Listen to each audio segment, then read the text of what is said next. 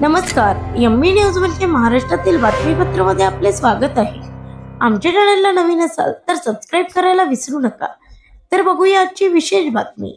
अमरावती जिल्ह्यातील अंजनगाव सुर्जी तालुक्यातील पांढरी खालापूरचा प्रवेशद्वाराचा मुद्दा प्रशासनाच्या नाकर्तेपणाने दिवसेंदिवस चिघळत असताना या प्रवेशद्वारासंदर्भात गावातील एका गटातील 18 लोकांवर अनुसूचित जाती जमाती अत्याचार प्रबंधक कायद्यान्वये गुन्हा दाखल झाले असताना पांढरी खालापूर येथील बौद्ध बांधवांनी अचानक आमचा नाही कोणी वाली आम्ही करतो गाव खाली च्या घोषणा देत थेट मंत्रालयाकडे रवाना झाले आहेत।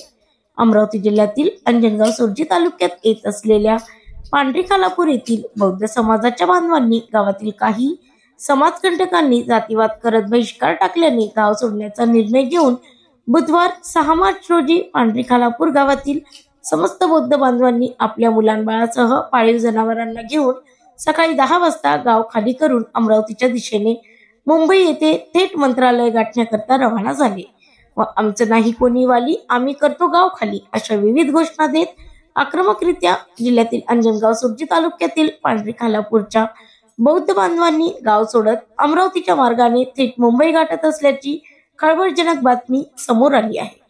अंजनगाव सुर्जी तालुक्यातील पांढरी खालापूर येथे गेल्या 15 ते 20 दिवसापासून डॉक्टर बाबासाहेब आंबेडकर प्रवेशद्वाराकरिता गावातील 2 गटात वाद निर्माण झाला होता।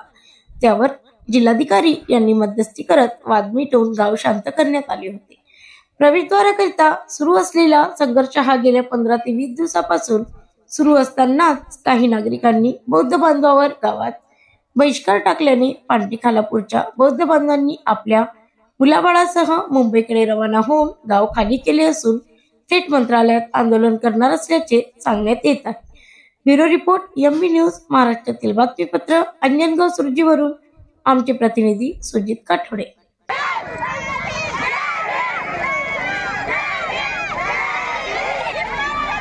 खानापूर या गावामध्ये 2020 पासून डॉक्टर बाबासाहेब आंबेडकर या गेटसाठी 2020 पासून ठराव पास होत आहेत, परंतु या गावातील मनुवादी लोक हे या डॉक्टर बाबासाहेब आंबेडकर या गेटसाठी विरोध करत आहे आणि त्यांच्यावर आम्हाला सामाजिक बहिष्कार टाकत आहे।